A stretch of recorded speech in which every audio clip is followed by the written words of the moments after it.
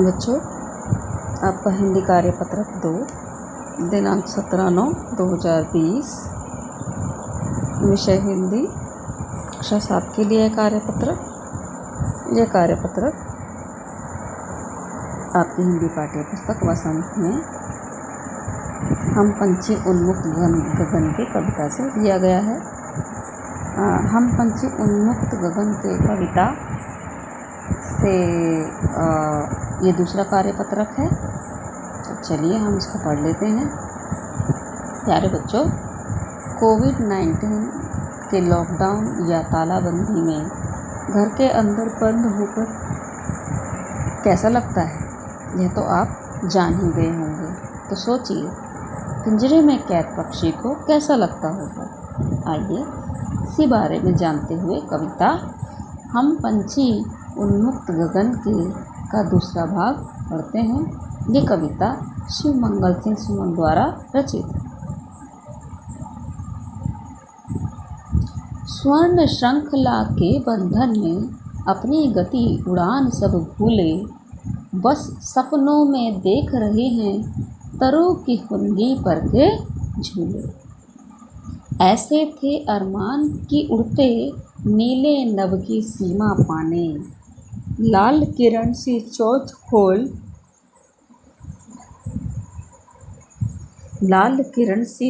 खोल चुगते तारक अनार के दाने। देख लेते हैं कविता का अर्थ। स्वर्ण श्रृंखला के बंधन में, श्रृंखला मतलब चेन, जंजीर, स्वर्ण यानी सोने के बंधन में, सोने के जंजीर के या पिंजरे के बंधन में हम क्या भूल गए हैं, अपनी गति उड़ान सब भूले। बच्चों, ये पक्षियों पर तो बात जायज़ होती ही है, लेकिन ये कविता उस समय लिखी गई थी जब हमारा देश स्वतंत्रता प्राप्ति के लिए संघर्ष कर रहा था। तो पक्षियों के माध्यम से यह बात कवि भारतवासी लोगों को भी समझाना चाह रहे हैं। एक चीज़ और बच्चों, ये कविता आज भी हम पर उतनी सटीक बैठती है। हम लोग भी अपने बुरी आदतों के बंधन में बंधे हुए हैं और जीवन का सच्चा आनंद लेने से चूक जाते हैं। बस जीवन भर सोचते रहते हैं कि हम ऐसा कर लें, हम ऐसे जी लें, हम ऐसे जी लें, हम ऐसे रहें।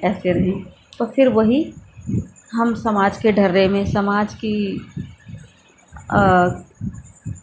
ऐसी बातें जो कि बहुत ज़रूरी नहीं है, उनको भी हम लोग मानते चले जाते हैं, गैर ज़रूरी बातों को भी, और समाज के बने हुए ढांचे के अनुसार हम जीकर अपना जीवन बिता देते हैं, पर कभी भी खुशी प्राप्त नहीं कर पाते हैं। तो ऐसे लोगों के लिए कवि ये कहता है, स्वर्ण श्रृंखला के बंधन में अपनी गति उड़ान सब भूले। हम अपने जीवन में बनाए हुए अपने आदर्शों के बंधन में बनकर जीवन जीने का सही तरीका ही भूल गए हैं, कवि ये कहना चाहता है। ठीक है। और अगर हम वहाँ पे लिया जाए तो वहाँ पर क्या करेंगे, ब्रिटिश शासन के बंधन में या उनके गुलाम बनकर हम अपने जीवन में को आगे बढ़ाना भूल गए हैं। हम जीवन को जीना ही भूल गए हैं। जैसे कि पक्षी सोने के पिंजरे में भी अपनी गति और उड़ान सब भूल जाते हैं, अपने जीने का तरीका,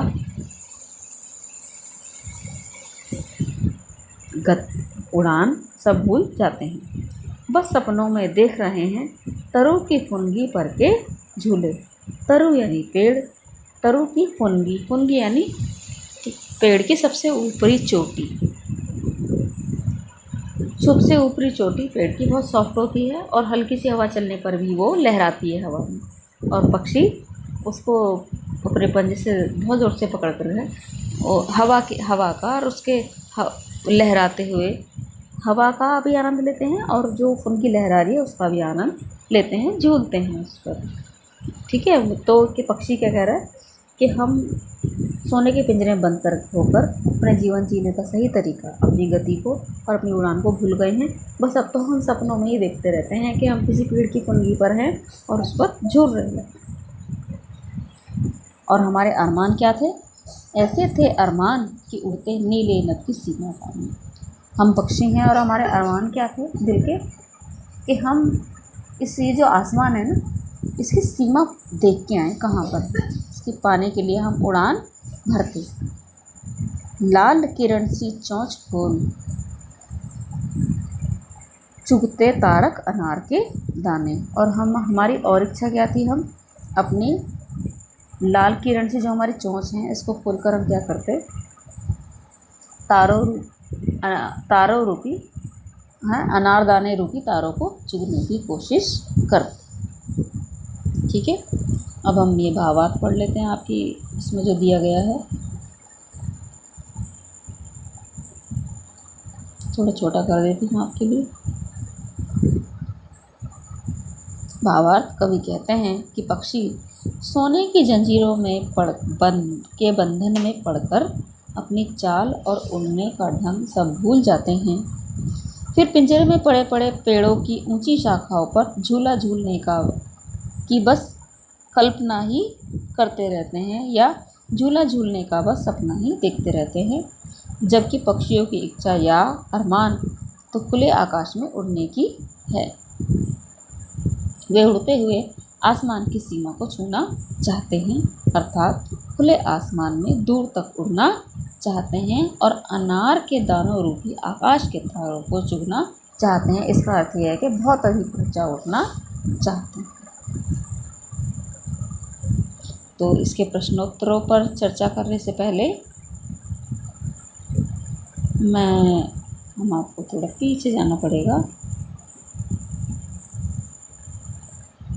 तो हम चलते हैं यहाँ पर, ये है आपका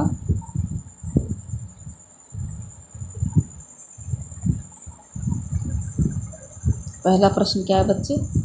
पक्षी सोने की जंजीरों में बंधकर क्या भूल जाते हैं? देखिए मैंने निशान लगाया हुआ है, नंबर 1 लिखा हुआ है। पक्षी सोने की जंजीरों में पड़कर अपनी चाल और उड़ने का ढंग सब भूल जाते हैं। प्रश्न 2, पक्षियों के क्या अरमान हैं? देखिए मैंने निशान लगाया है। पक्षियों की इच्छा या अरमान खुले आकाश में उड़ने के हैं। वे उड़ते हुए आसमान की सीमा को छूना चाहते हैं, अर्थात खुले आसमान में दूर तक उड़ना चाहते हैं और अनार के दानों रूपी आकाश के तारों को चुगना चाहते हैं। ठीक है, पिंजरे में पड़े पड़े पक्षी क्या सपना देखते हैं? प्रश्न 3 मैंने लगा दिया निशान। पिंजरे में पड़े पड़े पक्षी पेड़ों की ऊंची शाखाओं पर झूला झूलने का बस सपना ही देखते रहते हैं। प्रश्न 4, वे अपनी चोंच से क्या करना चाहते हैं? मैंने निशान लगा दिया कि पक्षी अपनी चोंच से अनार के दानों रूपी आकाश के तारों को चुगना चाहते हैं। है ना, मिल गए ना सारे आंसर आपको। प्रश्न 5, अंतिम प्रश्न, हमें पक्षियों के लिए क्या क्या करना चाहिए? सोच कर लिखिए बच्चों। सबसे पहले मेरी आप लोगों से विनती है, सबसे पहला कि आप पक्षियों को पिंजरे में नहीं रखेंगे। जो आपके घर में पिंजरे वाले में पक्षी हैं, आप थोड़ी बहादुरी दिखाइए और उनको आज़ाद कर दीजिए। ठीक है, तो यही हम पॉइंट्स में लिख लेते हैं। वैसे आप अपने मन से सोच कर लिखिएगा, पर मैं अपने विचार बता देती हूँ आपको। 3-4 पॉइंट में हम लोग लिखेंगे इसको, ये भाग एक से। ठीक है, तो इसके लिए पहला पॉइंट हम लिखेंगे कि हमें पक्षियों को कैद करके नहीं रखना चाहिए। दूसरी चीज़, हमें आसपास बहुत सारे पेड़ पौधे लगाने चाहिए ताकि पक्षी आएँ। तीसरी चीज़, गर्मियों के समय में हमें अपने घर के आसपास कुछ बर्तनों में पानी भर कर रखना चाहिए और उन बर्तनों की साफ़ सफाई पर भी ध्यान देना चाहिए कि ऐसा ना हो कि उनमें मच्छर हो जाए। ठीक है, पक्षियों को पीने के लिए पानी रखना चाहिए। और हम रोज़ अगर नियम से किसी एक जगह पर थोड़ा बहुत दाना, मैं ये नहीं कहूँगी आप बाजरा खरीद कर लाइए, मक्के के दाने लाइए, गेहूँ डालिए, नहीं। घर में जो भी रोटी का टुकड़ा है, तो पके हुए चावल हैं वो थोड़ा सा बच गया है, भले 1 चम्मच ही बचाओ छोटा वाला, वो डाल दो, पक्षी खा लेते हैं। ठीक है, तो हम पक्षियों के लिए ऐसा थोड़ा बहुत काम कर सकते हैं। और हाँ, पक्षियों को नुकसान नहीं पहुंचाना है हमें। ठीक है, आप अपने घर पर छोटा सा गत्ते का एक ऐसा घर बना सकते हैं और सब दीवार से लगा सकते हैं जिसमें पक्षी आकर के घोंसला बना। अब बहुत सारे काम कर सकते हैं। यदि इसके अलावा भी कोई और किसी बच्चे के मन में आई है तो वो लिख सकते हैं। तो अब आपका कार्यपत्र पूरा हो गया है। उम्मीद करती हूँ आपको समझ में आ गया होगा। ओके, धन्यवाद।